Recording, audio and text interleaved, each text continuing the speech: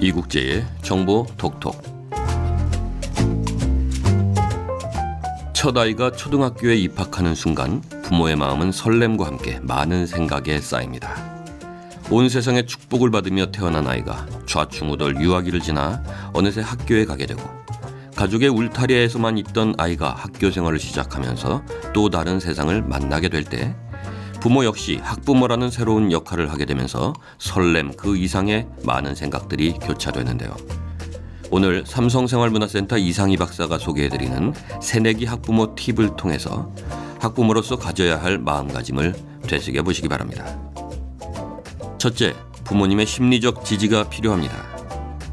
초등학교에 입학하며 세상으로 첫 발을 내딛는 아이에게는 어느 때보다도 부모의 심리적 지지가 필요합니다.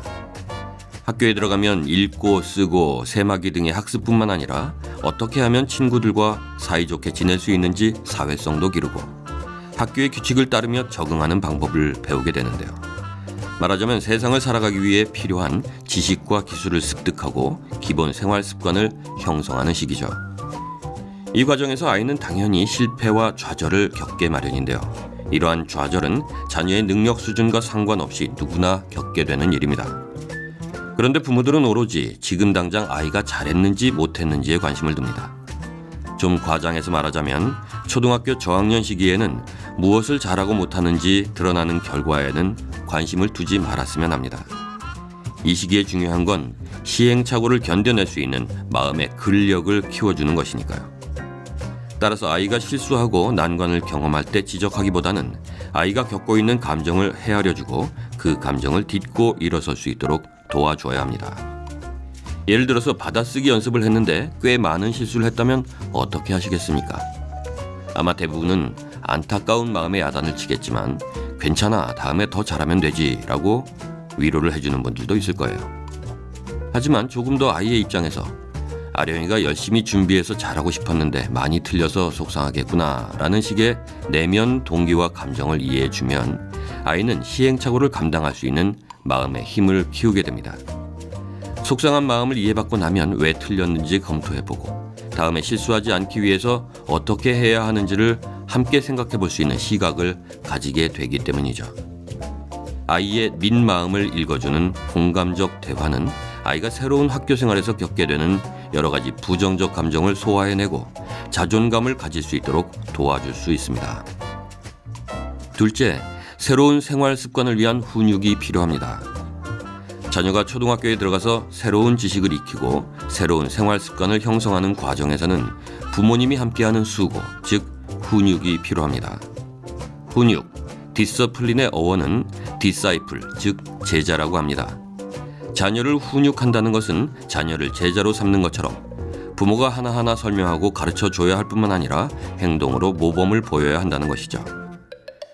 혹시 이러한 수고의 과정은 생략한 채 결과의 잘잘못에 따라 평가하고 야단치는 것을 훈육으로 생각하고 있지는 않나요? 초등학교에서는 삶의 기본적인 기술과 지식을 익히는 과정에서 근면성을 습득하는 것이 가장 중요한 발달 과업입니다. 따라서 학습 성취 결과에 초점을 맞추기보다는 근면성을 발달시키는 것이 중요하죠. 또한 부모님은 이 과정에서 평가자가 아닌 함께 수고하는 사람이어야 하는데요. 일관성 있고 꾸준하게 지도하며 정한 원칙에 따른 보상과 처벌이 필요합니다. 여기서 칭찬과 꾸중을 좀 더 자세히 살펴볼까요? 우선 칭찬을 할 때는 참 잘했다, 너 대단하다, 똑똑하구나 라는 평가적인 칭찬보다는 문제를 이해하기 위해서 여러 번 읽고 차분하게 풀었구나처럼 묘사적이고 해설적으로 칭찬하는 것이 좋습니다. 또한 남과 비교하기보다는 아이의 변화에서 칭찬거리를 찾아주세요. 아이가 가진 자원을 발견하고 자신만의 꽃을 활짝 피울 수 있도록 사랑의 시선을 주는 것이 중요합니다. 아이가 뭔가 성취해내고 긍정적인 변화를 보였을 때 한껏 축하해주고 기쁨을 나누는 것이 진정한 칭찬이겠죠. 때로는 아이의 잘못된 행동을 꾸짖어야 할 때도 있는데요. 이때 유념해야 할 것이 있습니다. 꾸중의 목적은 화풀이가 아니라 잘못된 행동을 교정하는 것입니다. 따라서 자녀 자체를 꾸짖는 것이 아니라 자녀가 잘못한 구체적인 행동을 지적해야겠죠. 넌 도대체 왜 이렇게 말을 안 듣는 거야? 이게 아니라 장난감을 치우기로 했는데 약속을 안 지켰구나 라는 식으로 구체적인 행동을 지적하고 그에 따른 대가를 치르게 하는 것이 필요합니다. 물론 아이의 행동에 담긴 의도를 헤아려 주는 것도 필요합니다. 이를테면 컵을 깨뜨린 아이에게 넌 도대체 왜 그렇게 조심성이 없니? 라고 하기보다는 아령이가 동생에게 물을 주려고 컵을 꺼내주려 했는데 급하게 하다 보니 깨뜨렸구나 라고 말하는 거죠. 그리고 나서 엄마가 치우는 동안 옆에서 지켜보면서 혹은 쓰레기 봉지를 가져오게 하는 등의 약간의 역할을 주면서 자신의 실수로 인한 결과를 경험해 보도록 하는 것이 좋겠죠. 셋째, 긍정적인 기대와 시각이 필요합니다. 부모님 스스로 학교에 대한 긍정적인 기대와 시각을 갖는 것이 중요합니다. 최근 들어서 공교육 제도에 대한 신뢰가 흔들리고 사교육 시장은 부모의 불안한 마음에 기대어 다양한 교육 프로그램에 참여하도록 자극합니다.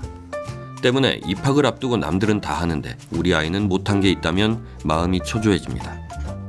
하지만 앞서 말씀드렸듯이 초등학교 시기의 발달 과업은 마음의 근력을 키워서 안정된 자존감을 형성하고 근면성을 습득하는 겁니다. 이것을 잘 기억한다면 공교육이건 사교육이건 부모님 스스로가 내 아이의 교육을 위한 주체가 될 수 있지 않을까요?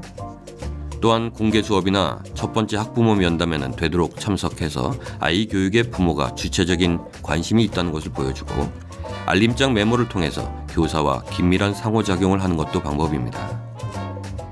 그리고 자녀에 대한 긍정적인 시각을 갖되 내 아이의 기질과 특성을 이해할 필요가 있습니다. 식물을 키울 때도 저마다 특성이 다르니 세심하게 관찰하고 신경을 써야 하는데 아이를 키우는 것은 오죽하겠습니까? 그런데 초등학교를 들어가면 이래야 한다느니 저래야 한다느니 하는 정보에 휩싸여서 정작 자녀의 특성이나 상황을 생각하지 못하는 우를 범하게 됩니다.